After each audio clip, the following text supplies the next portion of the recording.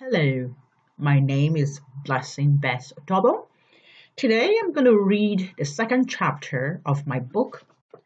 Life is about decision, life is about love. I have the first chapter read, audioed, and it's on my YouTube channel, so you can check out my YouTube channel, B for Bess.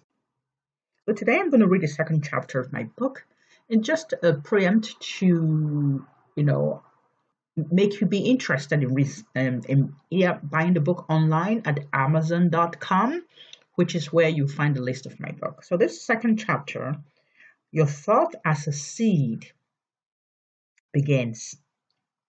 The word seed has different symbolic meaning. And in a logical sense, a seed is something that is planted in the soil in order for it to germinate into its kind. Your thought as a seed symbolizes different things and meaning. In the analytical and practical sense, your thought is the way you think and see things. The patterns of accepting things, images that filter through your visual senses, and sound effects that you can hear. Seed symbolically illustrates in the simplest fashion the manifold of a man's existence or the word, the thought form. The seed or the word of God is a separate life substance that dwells in man. Whenever the word seed is used, it demonstrates the power of the seed existing as an independent force. Like the third form of man, the seed is a life force that operates as its principle dictates. But man has the ultimate power to control the seed, or else the seed controls him.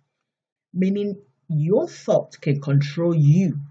If you are not in charge of your thoughts will control you, prompting you to do like the forces of the thoughts dictate.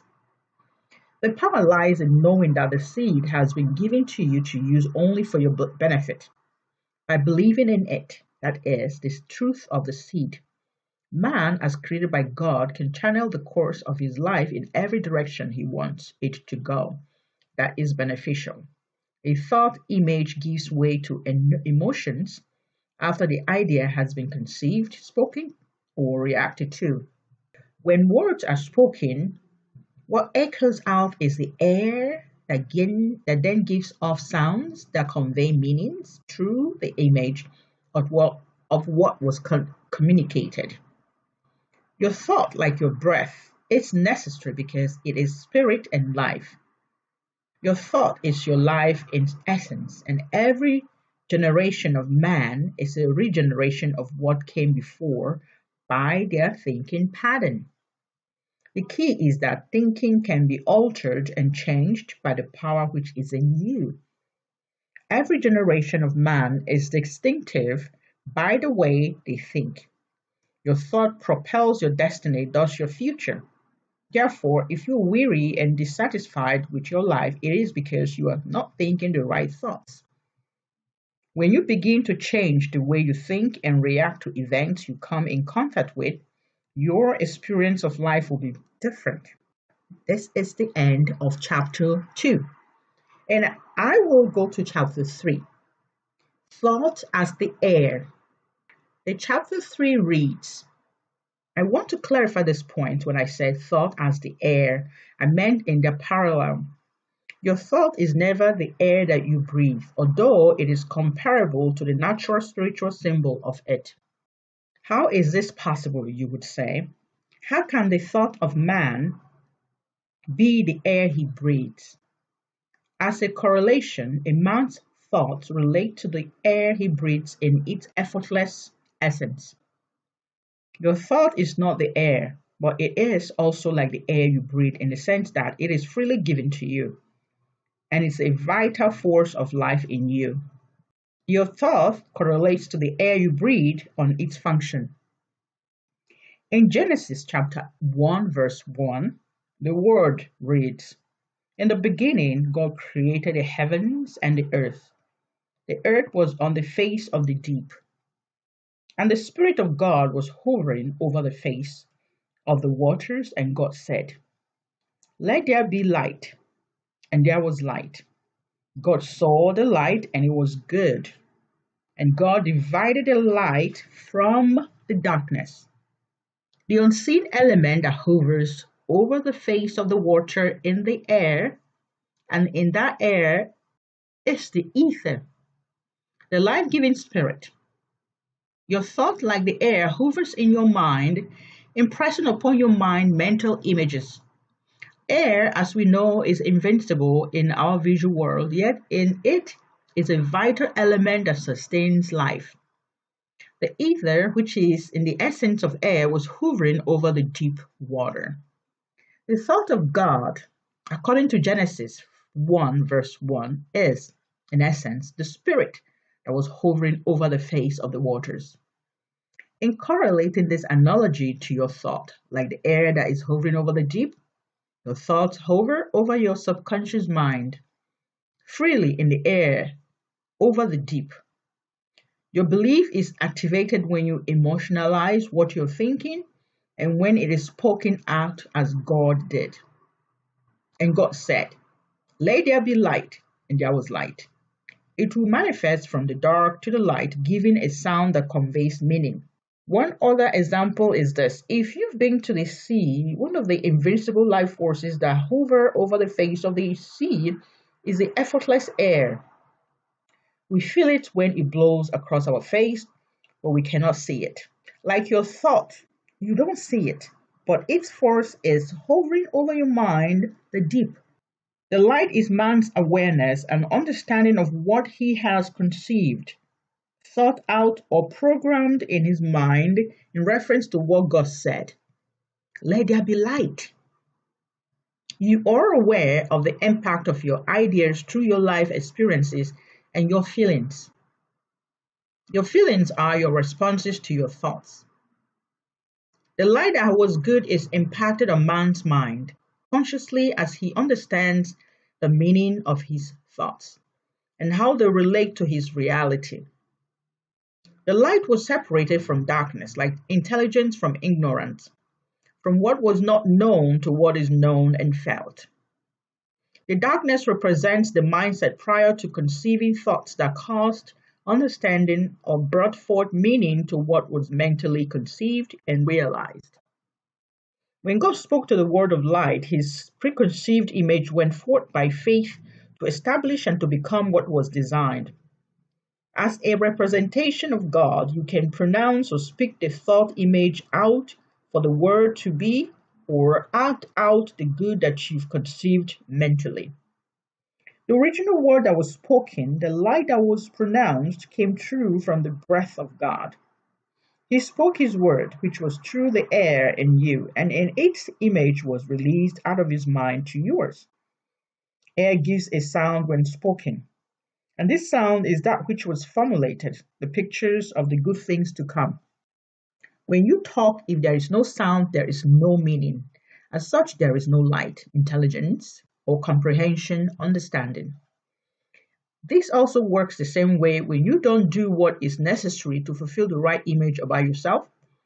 In this essence, it will not be realized because you did nothing. The spoken word also parallels the written word or action taken toward what was preconceived. If a person does not understand a word spoken, two things happen. The word was not audible and the sound did not register. The second, the sound expressed is impressed upon the individual by images which then convert to meaning. Images are really words in essence, and they can only materialize when that word is in them, when that word which is in them is presented either as spoken language or action of some sort. It doesn't matter what word or thought was used. What matters is that as long as the words are spoken or acted out, that means taking the action, it will by its principle of rightness become what was intended. Air is the life we breathe, and this life is the word of God, his good idea for man. The essence of your heavenly thoughts, or God's word is the foundation of your existence. The decision to make that foundation the place you want to live in. Make a right decision about what you conceptualize by carefully choosing your thoughts. The truth is in you, and all that is required of you is to live it as it has been designated holy and pure. When you do that, your freedom and blessing are sure because they had already begun in the beginning when God created you with his DNA. The truth is, every good image that you conceive mentally is already in you. Life is good. Life is God. And God is his word. His word is the life in you. That is good. You are the real thought of God, and you are a gift to yourself to treasure. Your responsibility is how to protect yourself the way it was from the beginning, whole, because you are pure. We are formed in his image. He breathed the breath of life. Though God is present within man, it is through man's thought that he can entertain any goodness in relation to what is his purpose in life for you. God is separate from man's thought, but in no way apart from it. God is present where man is because his image, his thought, is man's essence of being. Man is not God, even though God's thought is an image called man. God is separate, but always present. God is ever present in person, within man and all around and through man's thinking. As you can see, man's thought is pretty much a viral life source. As an intelligent person, I presume you will not deliberately sit in an environment that is polluted and inhale impurities in the atmosphere. Although these days that seems to be the case with the situation we find ourselves because some environments are polluted. What is happening right now with the coronavirus, it's been polluted like coronavirus that when you go outside, you don't know what kind of air you're breathing.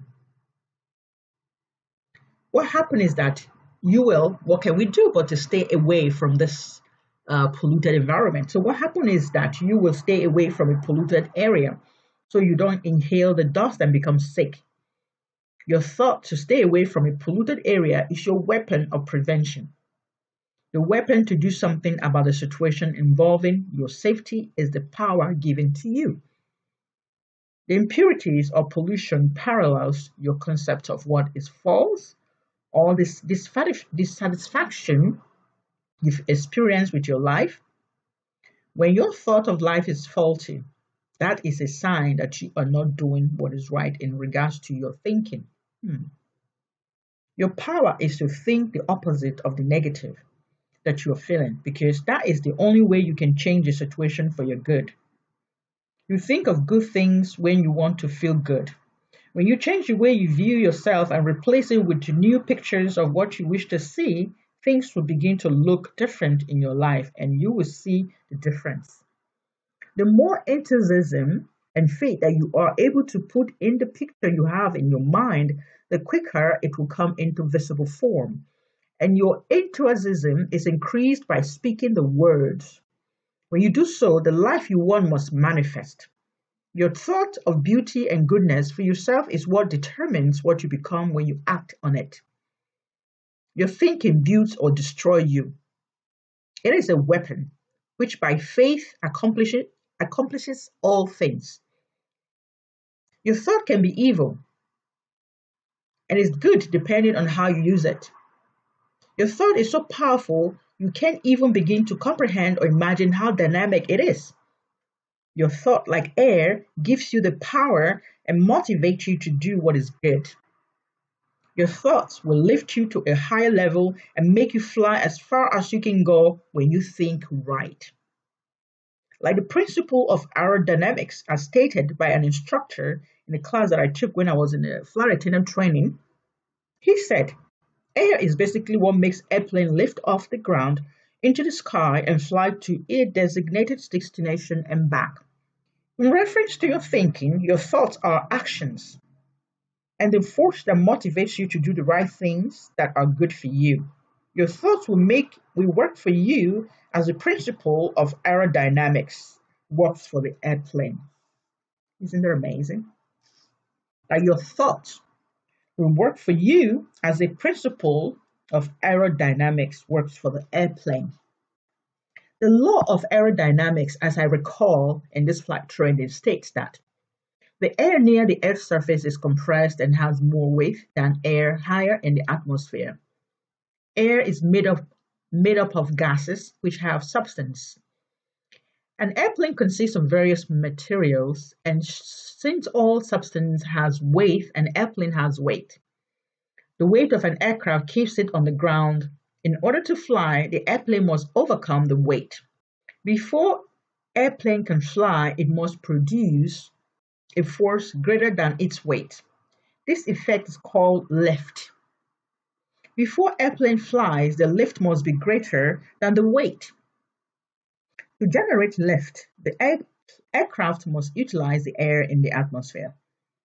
The air flowing around the wing of an airplane produces lift. When the wing is moving through the air divides and flows around it. The bottom of the wing pushes down on the air. Air resists crowding and pushes back the airplane. This action produces lift. An airplane lifts only if the wing moves through the air. The power to move the airplane is produced by the engines, and this is called thrust. To move the airplane, the engine must produce thrust.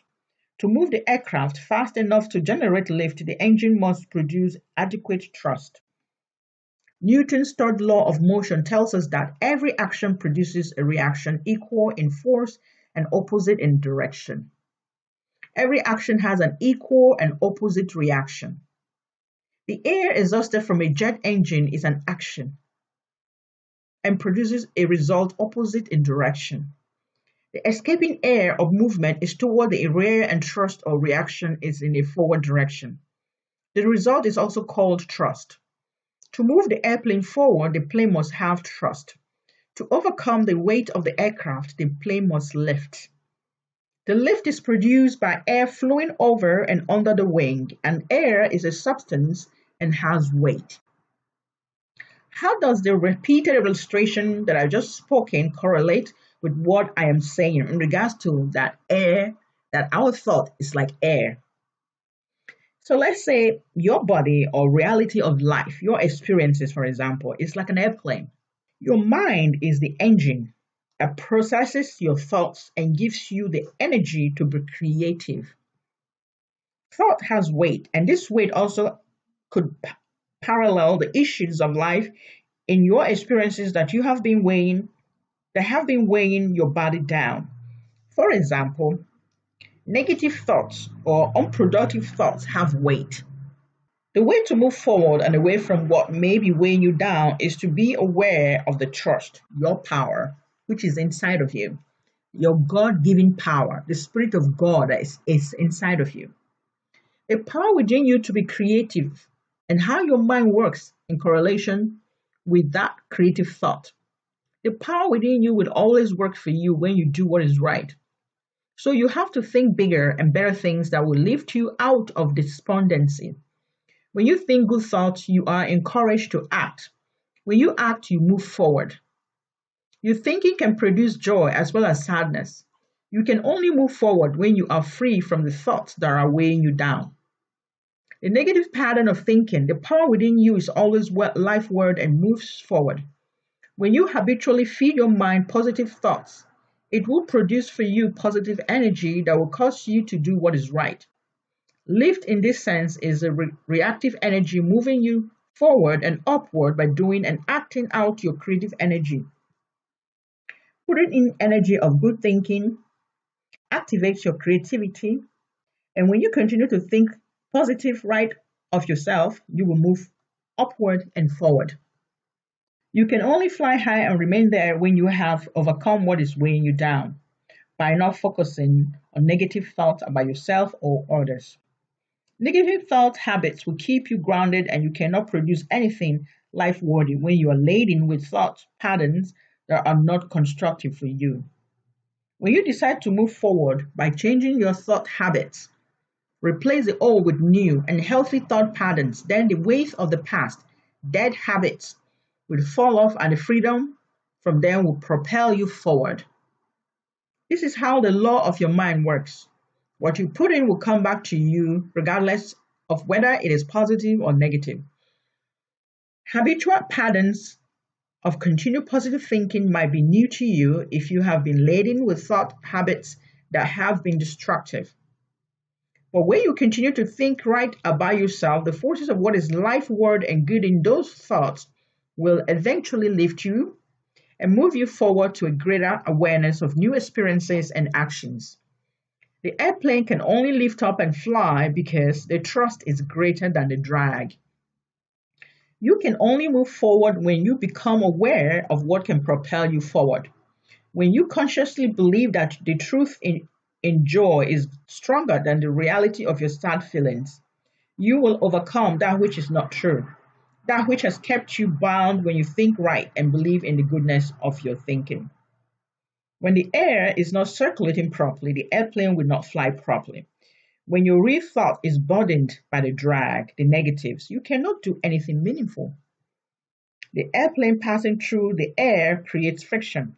This friction holds the airplane backward from moving through the air. If the drag is too great, the airplane cannot fly. Something smooth surface on the plane gives the air little to stick to and helps prevent drag. Whenever you decide to do what is right for your upward mobility, there will be a force, a thought trying to hold you back from doing what is right for you. The secret also is that you must press on, or else the force of that which is not true will hold you back from fulfilling the truth of what it is you want to do. In reference to the airplane, the drag tries to hold and pull the airplane backward. But with the power of the engine thrusting, the plane moves forward. The captain of the airplane continues to apply the force needed to push the aircraft forward. This is also what you would do when you've decided to do what is right for your success. You must follow through and continue to do that until you've completed what is required of that thought decision. The air in any living body will choke the individual if it's not circulating properly. When your thoughts are not in harmony, you feel restless and sometimes you feel pain because you are not holding on to thoughts that have hurtful because you are holding on to thoughts that have hurtful emotions. Thoughts such as guilt, resentment, hate, anger, self-doubt, and jealousy are emotions that will weigh you down. When you are bogged down with emotionalized thoughts such as hate and anger, you cannot be happy or free. And when you are not free psychologically, you become depressed and sometimes neurotic. There is hope when an individual recognizes this fact and changes his negative thought habits to constructive positive habits. The new thoughts, like the air, will move the person forward and upward. The law of motion states that every action produces an equal and opposite reaction. Your thinking habit is an action, whether positive or negative, will produce for you the experiences of what you either want or don't want. When you change your thought actions, let's say the negative thought actions that you know are not productive, you will receive a reaction. Forward movement. Escaping air, according to the principle of aerodynamics, is an action that produces a reaction that produces thrust for the airplane to move forward and upward. Forgetting what is behind, what is not good for you, and moving forward will free you from the effects of their negativity. Each time you want to do what is right and constructive to propel you forward, there will always be a force that will try to keep you from doing what is right, but you must press on with the good thoughts. There will always be a drag in every man's life when you are trying to do what is good. Negative forces such as doubt, fear, or anger may enter into your mind and may try to keep you grounded and away from your goal. The mistake many people make is that they allow the negatives to stay too long. They begin to entertain and believe in its doubt and fear, and therefore they refuse to do what they initially wanted to do. Sometimes unconsciously, you now begin to think that what is good is not for you. When you think about what is always contrary to good, it keeps you rooted in negativity. The negative thoughts or the drag that pulls you back is what tries to negate what is good in you. You are not bad because you think negatively or because the pull exists. The fact is, you don't know it and you think that you are bad or lack the power and resources to do what is right. The drag will always be there. The thoughts that judge and condemn what is good and progressive in you will always be there. Doubt will rise up if you are not focusing on what is positive to achieve.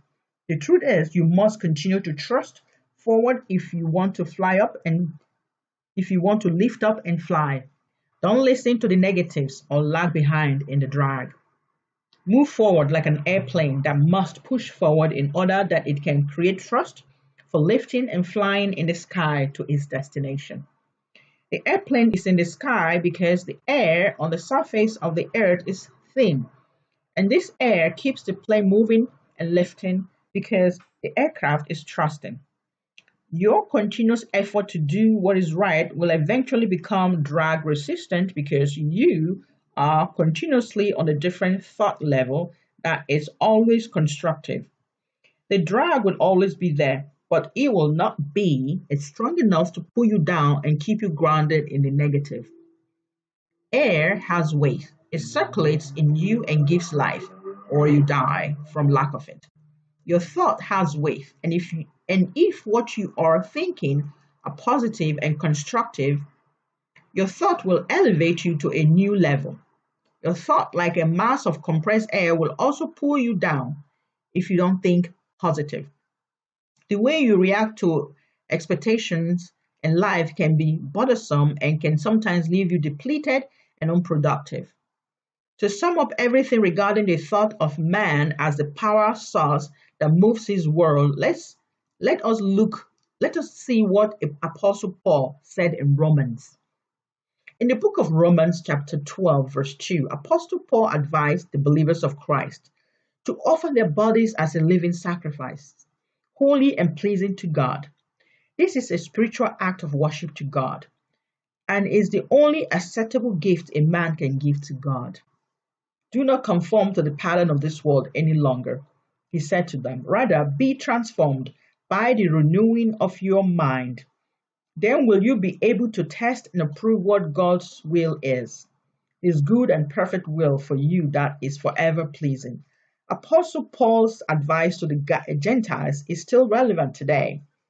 The bodies that are offered as sacrifice, Apostle Paul is talking about, is not the physical body, but the mind body, which can also be interpreted as the church. The faith which you are, the consciousness or thought of man. This should be kept holy and pure, for this is the only offering a man can give to the creator of his soul. And this ends chapter 2 and 3. And I hope you enjoyed it. Next time, I will read the chapter 4. Thank you. And if you like this reading, please like it, subscribe to my channel, and may you be blessed. And also you can go to Amazon.com where you can order this book, Life is About Decision and Life is About Love. I hope you enjoy my reading. Thank you and be blessed.